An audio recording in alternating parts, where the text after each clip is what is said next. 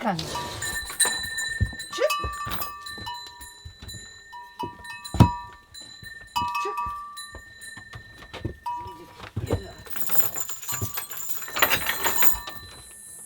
Ya kızım.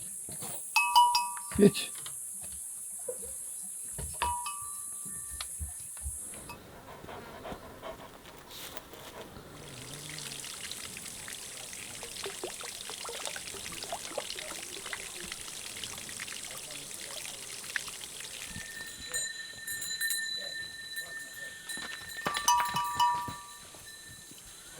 Kızım sen niye gitmiyorsun? Hadi.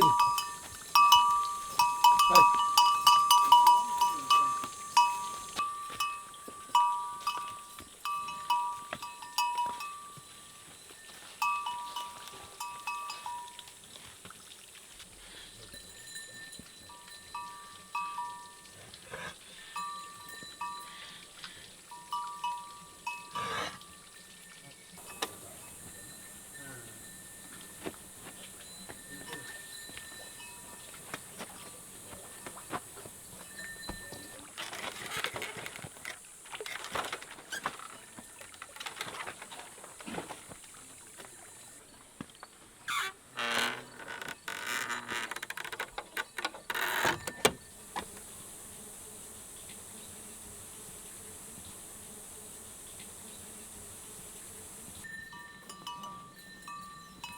Gel.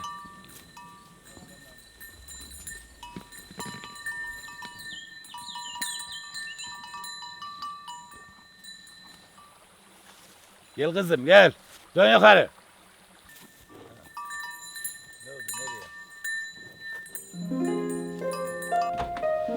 Köse malikanesi.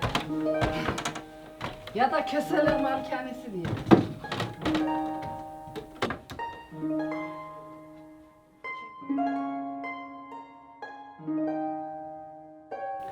O benim rahmetli olan abim. 25 yıl oldu annem öleli. Abim babamdık daha önce üçümüz. 2 görme engelli bir yaşlı. Daha sonra da babam rahmetli olunca küçük abim geldi. Gene 3 kişi yaşıyoruz ve onların her türlü yemesi, içmesi, kıyafetlerinin yıkanması her şeyi bana ait.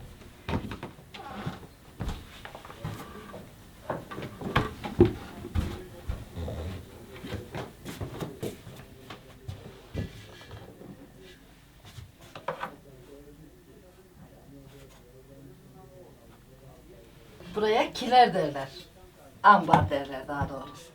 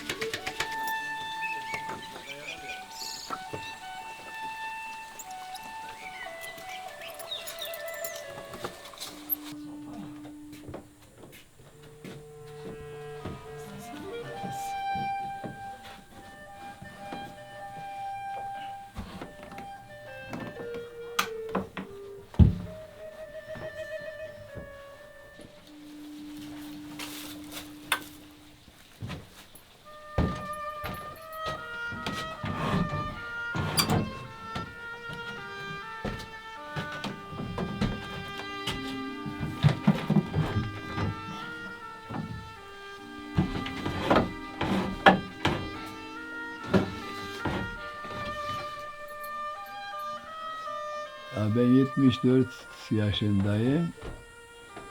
55 yıl oldu babam evin sorumluluğunu bana bıraktı.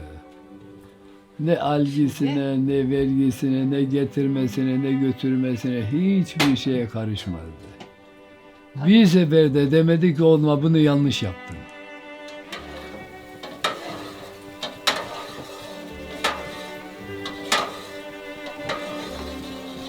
Önceki sütten kalmıştı. İnşallah kesilmez çağ.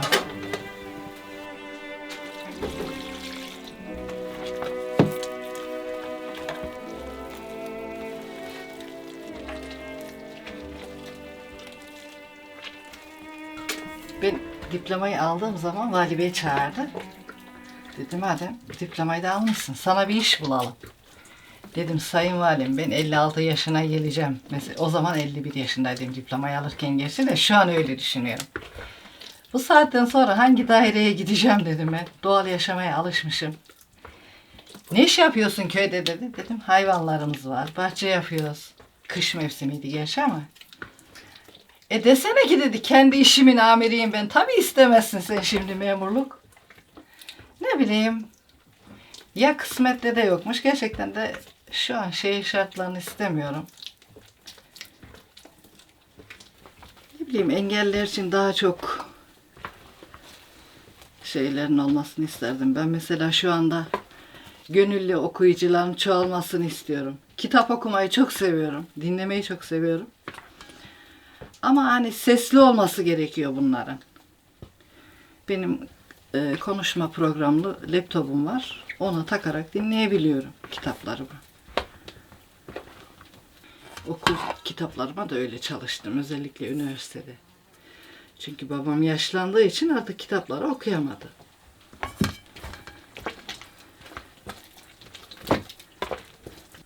Bazen elektrik kesilirdi. Babam gaz lambasında kitap okumuştur bana. Çünkü babam okumayı çok seviyordu. Benim de okumamı çok istemişti. Sınavlara hep gelirdi benimle. Başarılı olduğumu gördükçe. Zaten çıkardım dışarıya. Hemen anlardı surat ifademden ama yine sorardı kızım sınavın nasıl geçti? Derdim baba her zamanki gibi güzel geçti. Bana çok kitaplar okurdu. Babam 96 yaşındaydı. O yaşına rağmen bulduğu her yazıyı okurdu bana. Beraber sohbet ederdik. Çayımızı içerdik. Onu çok özlüyorum.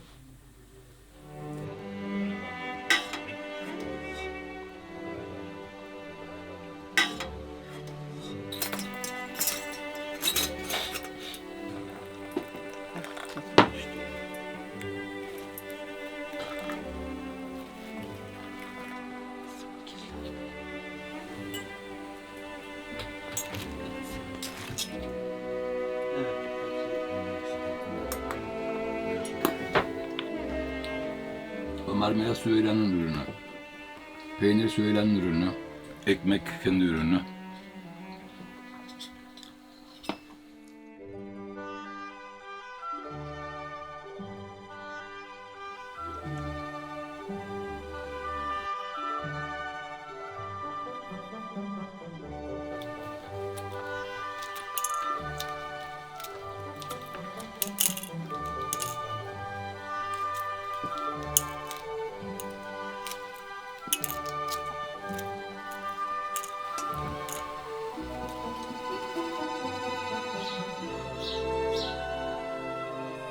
Keşke biraz daha yaşasaydı, daha çok devrimler yapabilirdi.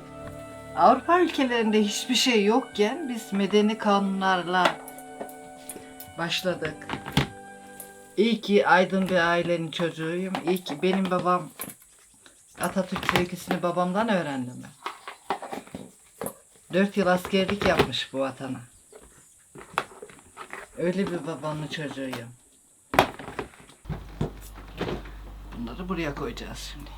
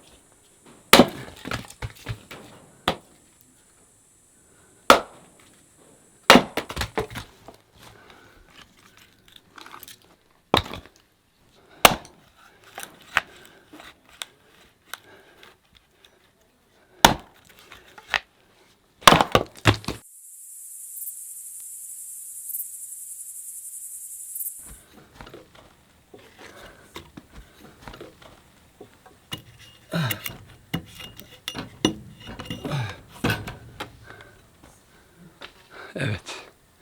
İşte bu. Masaya koydum ekmeği, hamuru.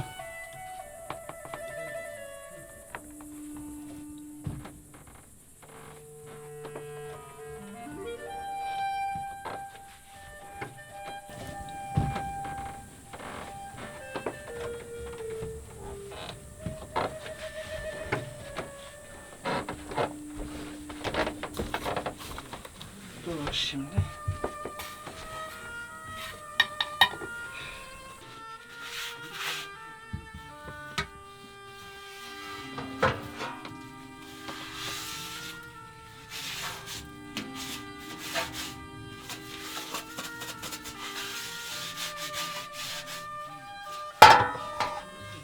Ne diyorsun Taci?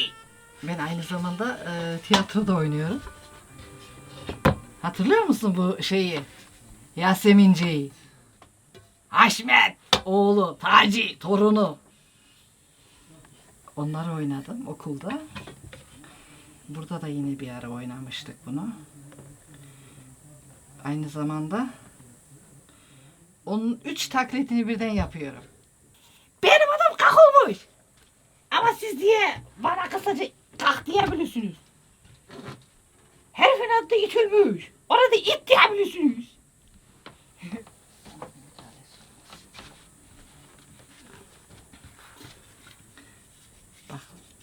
O zaman ne haldeydi gördün mü? Küçücüktü. Şimdi kocaman oldu, kabardı.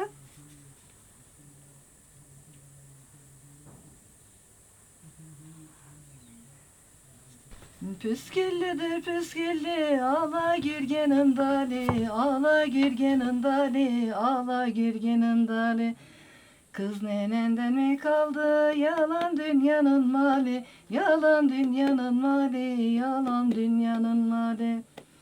Ustam nereden yaptırdın, gürgen hardamasını, gürgen hardamasını, gürgen hardamasını. Uşak kimden öğrendin adam aldatmasını, adam aldatmasını, adam aldatmasını.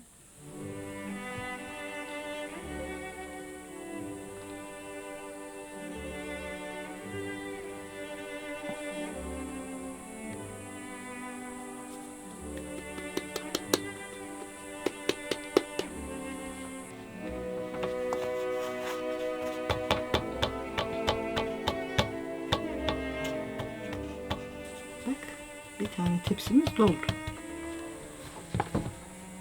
Evet, şimdi buradan alıyoruz ablacığım. Kabarmaya bırakıyoruz. Üstüne de. Ama üstünü kapatmasam ki şey olur. Şimdi burayı kapatayım. Oy Trabzon, Trabzon, içi kalay, içi kalaylı kazan, içi kalaylı kazan. Efkarlı günlerime, efkarlı günlerime. Geldi çattı Ramazan, geldi çattı Ramazan. Benim ilk sınavım Katü'deydi ablam. Atatürk Üniversitesi ama Katü'de yapılabiliyordu o zaman. Artvin'de yoktu öyle bir sınav sistemi. Katü'ye geldim ama ben Trabzon'a gelince evde babam ve görme engelli abim, az önce de tanıştınız, yalnız kalıyordu. Ama bir şekilde artık mecbur, hani sonuçta okul kazanmışım, bitirmek istiyorum. Geldim, sınavımı oldum, döndüm. İlk vizeler zaten internet üstünden oluyordu. Yeğenimle beraber yapıyorduk vizeleri. Finallerde mecburen gitmem gerekiyordu. Kış dönemini öyle bitirdim. Bahar döneminde Artvin rektörümüz beni ziyaret geldi. Mehmet Duman. Ziyarete gelince bana dedi ki, Süheyla ne istiyorsun benden? Dedim ki hiçbir şey istemiyorum. Hayır dedi. Sen bu yaşta bu halinle heves etmişsin, okumak istiyorsun. Benden bir şey. Dedim ki, Sayın Rektörüm, benim sınavının Artvin'de olmasını istiyorum. Çünkü sebebine gelince ben sınava gittiğim zaman ailem burada mağdur kalıyor. Tamam dedi. Peki Atatürk Üniversitesi'nden şu anda tanıdığın biri var mı? Hemen görüşebileceğim. Dedim var hocam. Profesör Doktor Derya Tellan hanımefendi var. Aradık Derya hocayı. Sağ olsun o da kabul etti. Ve ben Atatürk Üniversitesi'nin sınavını Artvin'de yaptırmaya başladım. Ama sadece benim için o anda. Bir şey yapmak istiyorsan önce kararlılık ve mücadele. İkisi bir arada yürümek zorunda. Kararlı olmak çok önemli. Yoksa kararlı değilsen hiçbir şeyi başaramazsın. Ben bunu yapamayacağım diye karamsar düşünürsen gene yapamazsın. Hep olumlu. Benim idolüm şeydi, Aşık Veysel'di biliyor musun? Küçükken radyoyu çok dinlediğim için. Ben gece radyo kolumda uyurdum. Bir gün radyom yok diye o kadar ağlamıştım ki. Bozmuştu komşu. Kemal abi gece getirdi radyoyu yaptırıp. Çarşıya gitmişti. Gece saat 1'de bir uyandım. Konuşan saatler kullanıyoruz ya, saatini biliyorum onun için. Gece saatte uyandım ki radyo yanımda. Hayatımın en mutlu günüydü biliyor musun? O zamanlar en çok Aşık Veysel'e özenirdim. Hani sesi güzel. İşte edebiyat öğretmenliği yapmış. İdolüm oydu. En çok kitapta Oktay abi okurdu bana zaten. Sırf kitap okusun diye. Oo, iyi geceler demek için giderdim. Abi bir şey istiyor musun falan. Derdi ki iyi anladım, sen kitap okumamı istiyorsun. Ben sağlıklı insanlara çok kızıyorum. Her şeye büyüttükleri için. Sürekli her şeye üzüldükleri için. Pozitif bakmadıkları için. Hangi birini sayayım sana? Ablam hayat o kadar kısa ki. Onu dolu dolu değerlendirmek gerekiyor. Benim hiçbir derdim yokmuş gibi davranırım. Herkesin derdini dinlerim. Herkesin anlattığı bende kalır. Bak 19 yıl oldu ben kursu bitireli. Oradan hala arkadaşlarımla görüşürüm. Hem çene yaptım hem hamur yaptım, gördün mü? Hepsine yetiyorum evelallah. Sakın moralini bozma Taci. Allah her şeye kadirdir. He! Derviş Yunus söyler sözü, yaş doldurmuş iki gözü. Bilmeyen ne bilsin bizi, bilenlere selam olsun. Biz 1964'te Şavşat'tan buraya göç etmişiz. Hanlı köyünden. Ben 11 yaşındayken Hanlı köyünde kışın bir imamımız vardı. İmamımız talebe okutuyordu. Ben onlarla gittim beraber. Onlar tabii ki kitaptan okuyorlardı. Ben onları dinleyerek bütün süreleri, aşırıları, Kur'an-ı Kerim'den bayağı şeyleri ezberledim. Beni zorlayan hiçbir şey yok. Ben hayatımdan memnunum. Hiçbir zaman ben niye engelliyim, neyim diye şikayetçi olmadım. Hayatımızdan memnunuz. Çünkü bizden daha beter durumda olanlar var. Çünkü yürüyemeyecek bir durumda olanlar var. Bazen hiçbir uzuvunda arızası olmayanlar diyorlar ki ya mesela gözüm olsun da elim olmasın, ayağım olmasın. Halbuki yanlış. Şimdi kabul et ki benim gözüm görüyor ama ellerim yok. Ben bekleyeceğim ki vatandaş gelip de benim karnımı doyuracak. Ve diyelim ki ayaklarım yok. Ben kendi ihtiyaçlarımı ben nasıl temin edeceğim? Onun için bu konuda dediğim gibi bir şikayetim yok. Allah'a şükür gözüm görmüyorsa bile de kendimi idare ediyorum, çekip çeviriyorum, idame ettirmekteyim kendimi. Şimdilik de bu anda Muhammed, ben, kız kardeşim Süheyla üçümüz beraber köyde hayatımızı devam ettirmekteyiz. Yokluğuna alışamıyorum. Hiçbir zaman da alışmayacağım. Hani pozitifim, enerji doluyum ama iş babaya gelince orada akan sular duruyor. Çünkü benim babam hepimiz öyleydi ama biraz da benim için. Arkadaşım, sırdaşım, babam, dostum, her şeyimdi. Bir baba gibi yaklaşmadı. Biz babamla oturur karşılıklı sigara içerdik. Önce kendisi yakardı, bana verirdi, sonra kendisi içerdi. Her baba öyle değildir işte. Derdi kızım bana sigarayla saygıda bulunmayın. Beni bir misafirimin yanında yüzümü ak edin. İşte gelenime gidenime iyi davranın, en iyi derdi saygı olur. Sigarayla saygı olmaz derdi. Babam köyde doğmuş. İlkokul işte demin de söylemiş olduğum gibi 3. sınıftan alınmış. Ama çok kültürlü bir insandı. 48 ay askerlik yapmış bu ülkede. Onun dışında ne bileyim mesela abilerimin arkadaşları falan gelirdi ya. Babam hemen hoş geldin, beş geldin yapardı. Tabii yenilirdi, içilirdi. Onlar daha rahat otursun, sohbet etsin diye hemen bakardım, giderdi oradan. Çok farklı bir değerleri vardı onun. Komşularıyla, herkesle arası iyiydi. Paylaşmayı, yedirip içirmeyi çok severdi. O kadar özellikleri vardı ki hangisini saysam. Şimdi az daha içelim, öbürünü koyayım. Bakalım odunlarımıza.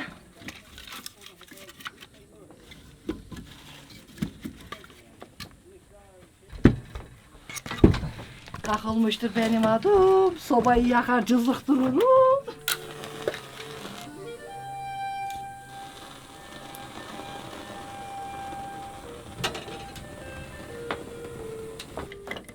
Yapma Rüzgar ya. Etme Rüzgar.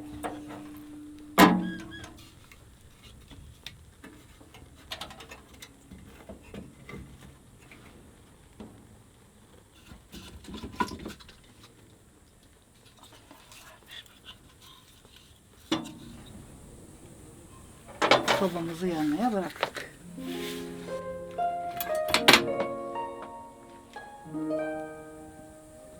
Yanacak gözüküyor da ateş. Azıcık görebiliyorum ışığı. Aydınlığı, mesela havanın açık kapalı oluşunu anlayabiliyorum. Önceliği daha fazlaydı da. Malum hem anne hem baba gidince biraz gözyaşı etkiledi.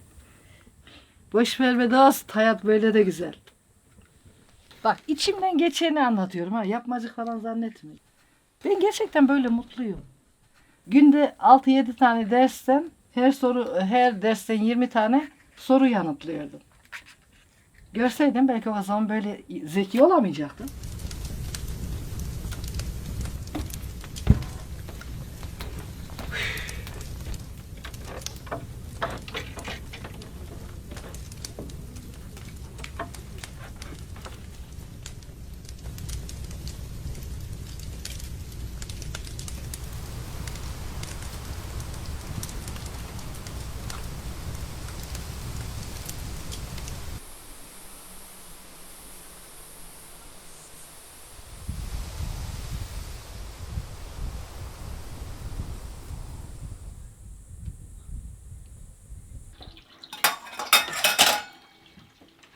İş için çok uğraştım.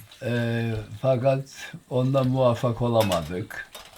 Ondan sonra işte ben kendi halimle çalışmaya başladım.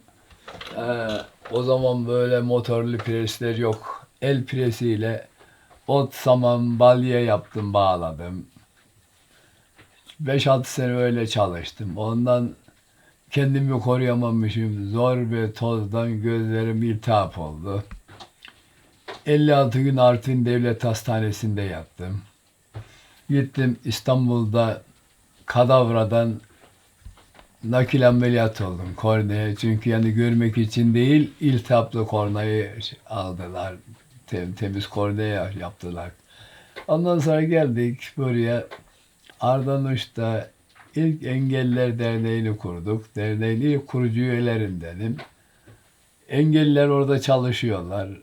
El becerisi kursu, işte bilmem takı tasarım bir şeyler. Hem öğrenciler ondan, çocuklar ondan faydalanıyor. Asıl bombayı unuttu. Evet. 2005 yılında Ağrı Dağı'na çıktı abi.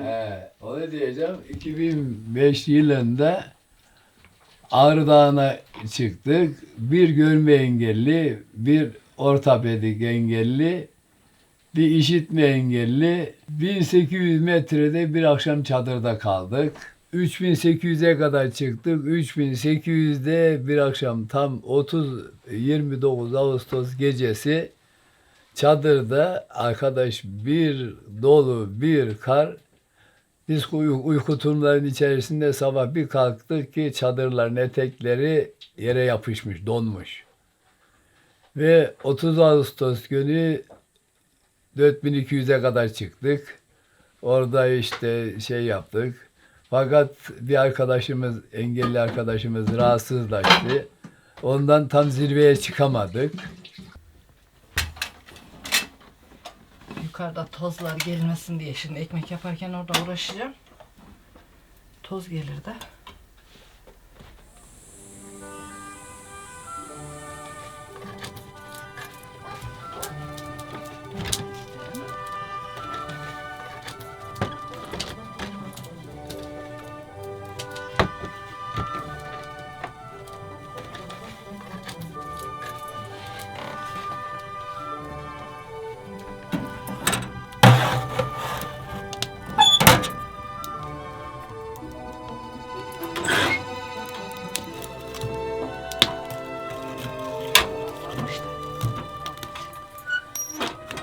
Sevgi varsa, paylaşmak varsa her şey daha güzeldir.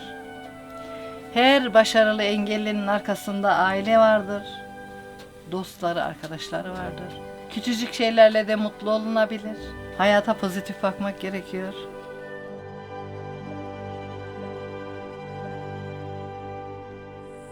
Kız kardeşim işte çocukken okuma azmi çok vardı. Biraderlerle beraber mesela giderdi hayvanların peşine şu bu. Eve geldiğinde biraderler mesela diyelim ki o Ardanuş'ta okuduğu zamanlarda, ilkokulda okuduğu zamanlar burada zaten kitapları hep sesli okuttururdu, sesli öğrenirdi. Onlardan dinleyerek bir şeyler öğrenirdi. Ekmeğidir, aşıdır, yemeğidir, hiçbir şey de yani ben bunu yapamayacağım diye bir şey yapmadı. Azmin elinden de biliyorsunuz bir şey kurtulmaz. Yeter ki bir şeye azmet ve azmettin mi başarıyorsun. İşte böyle hayatımız devam ediyor. Dediğim gibi hiçbir sıkıntımız yok Allah'a şükür. Kimseye de muhtaç değiliz.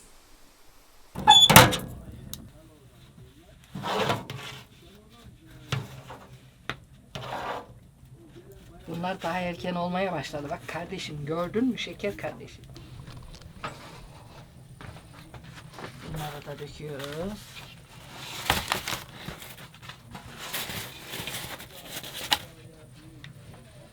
Benim çocukluğumdan beri sürekli yanımda olan abim, her şeyimi gözlem altında olduğu için beraber dışarılarda dolaşırken, evde saz çalarken, bu yaşa kadar sürekli beraber olduğumuz için oturup karar vermiş. Ben kardeşimle ilgili güzel bir kitap yazacağım. Bana söyledi, fikrimi sordu. Ne düşünüyorsun dedi. Dedim ki abi tabii ki yazalım. Küçük çocuklar genelde bana Süheyla diyemiyor, Süsü diyorlar.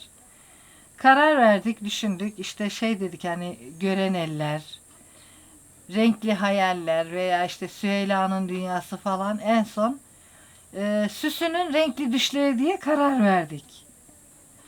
Tam kitap elimdeyken ne olur engelli ailelerinden rica ediyorum ama sen de bu sözlerimi mutlaka ekle. Çocuklarını okutsunlar. Kız erkek demesinler, engelli demesinler, okutsunlar. Çünkü biz engellilerin eğitime, sevgiye, arkadaşlığa daha çok ihtiyacımız var. Ve ben inanın ki ailemde hep bunları gördüm. Destek, güven, sevgi, aile, aile, aile mutlaka. Benim babam vardı. Mekanı cennet olsun. 96 yaşında benimle sınav merkezlerinde oturdu. Nur içinde yatsın, ışıklar içinde uyusun. Seni kim düşürdü bu hain derde, bu zalim derde? Sordum ki güzele, sevdiğin nerede, sevdiğin nerede? Ah çektikçe ciğerleri söküyor, ölem söküyor.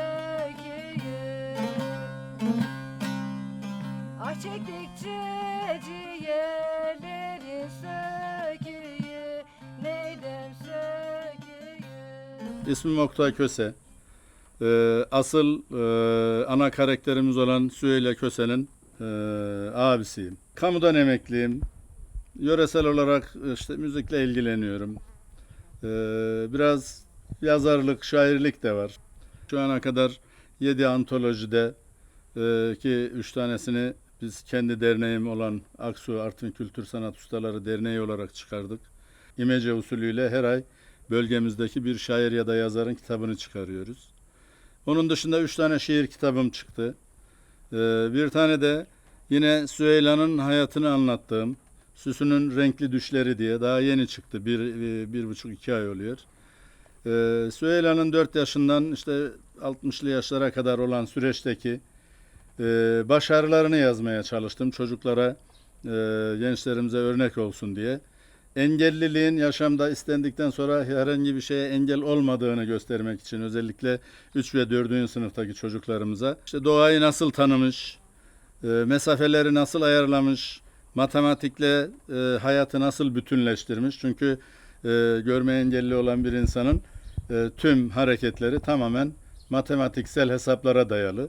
İşte bir virajı dönüyorken kaç adımda oraya ulaşacağını, işte kaç basamak merdivenle 2. kata çıkacağını. Bizden görme duyusu olan insanlardan daha fazla matematiğe ihtiyaç duyduklarına inanıyorum ben. Matematiği nasıl öğrendiğini, işte yemek yapmayı, bulaşık yıkamayı, temizliği nasıl öğrendiğini o kitapta dile getirip ondan sonra da okuma aşkını kendi alfabesinde, Kiril alfabesi deniyordu sanırım ona. Evet. Bu alfabeyle okuma yazmayı öğrenip 37 yaşından sonra ortaokulu, liseyi ve üniversiteyi nasıl tamamladığını bunları anlattım kitapta. Tabii bunu anlatırken ailenin o süreçte ne kadar önemli olduğunu da öğrenmiş olduk bizler. Çünkü biz yol açarsak ilerleyebiliyorlar. Bu anlamda özellikle evinde engelli bireyi olan ailelere de bir çağrım olsun. Bir köşede oturtturmayın. Hayatın her alanında becerileri doğrultusunda onları yaşama katın diyorum. Biz Süheyla ile öyle ilerledik. Biz ilkokul 4'te 5'te ders çalışırken bütün derslerimizi sesli çalıştık. Matematiği bile sesli çalıştık. Gelip yanımıza otururdu. Sesli çalışmamızı isterdi. Ola ki işte bizim de hani bazen nazlandığımız ya da istemediğimiz olurdu. Fasulye torbalarımızı çalardı. Derdi ki öğretirseniz, sesli okursanız ben de bunları geri veririm. Yoksa vermem.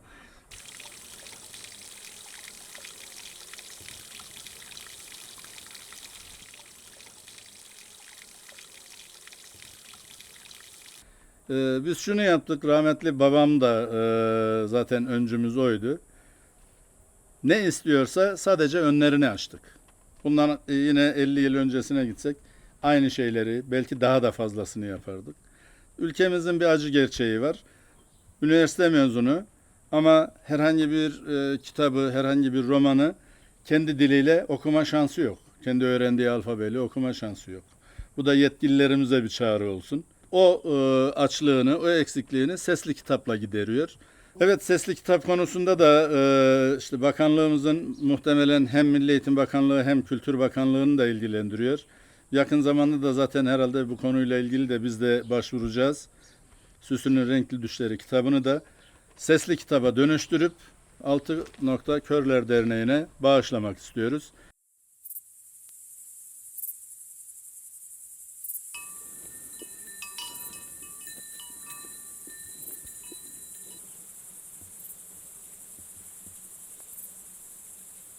Ben kamuda görevli olduğum için daha yeni emekli oldum. Ben ancak hafta sonları, bazen de her hafta değil belki de ayda bir defa gelebiliyordum. İşte daha önceleri rahmetli babam başlarındaydı. Daha sonra Yalova'da bulunan kardeşim geldi yanlarına. Çünkü her işlerini evet kendileri yapıyor ama yine de bir gören göze ihtiyaç var. Biraz Kemal abimden de bahsedeyim. Kemal abim Süheyla kadar şanslı değil. O okuma yazma o anlamda öğrenemedi. Doğuştan her ikisi de görme engelli ama Kemal abim de 10'lu 12'li yaşlarında ta 1960'lı yıllarda hafızlardan medresede Kur'an'ı öğrenmiş. Tamamı ezberindedir. Birçok imam Kemal abimin yanında okumaktan çekinir. Çünkü telaffuz hatası falan yakalarsa hemen söyler. Hoca şurayı yanlış okuyorsun diye. O kadar hakimdir konuya. Güncel konular, ekonomi, siyaset ki konuştuğunuzda görmüşsünüzdür. Kendilerini öyle bir güzel yetiştirmişler ki o anlamda da gerçekten çok çok ilerideler. Köyde yaşadıkları için burada elbette ki tarımla, hayvancılıkla ilgili bir sürü eylemde bulunmak zorundalar. Tırpan biçme haricinde Kemal abimin yapamadığı hiçbir şey yok. Bu çevrede görmüş olduğunuz evin, bu samanlığın her bir çivisinde emeği var. Rahmetli babamla birlikte.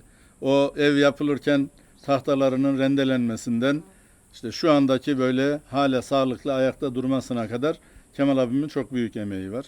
Bildiğiniz üzere herhangi bir 5 duyudan herhangi biri eksik olanların diğer duyuları daha gelişmiş oluyor. Tamamen bunlar Süheyla ve Kemal abimin başarılarıyla devam ediyor. Biz sadece gözcülük yapıyoruz dışarıdan. Hadi kalk evimize gidelim. Hadi gidelim. Hadi gidelim. Gidiyorum ağlama ehlocan ehlocan karaları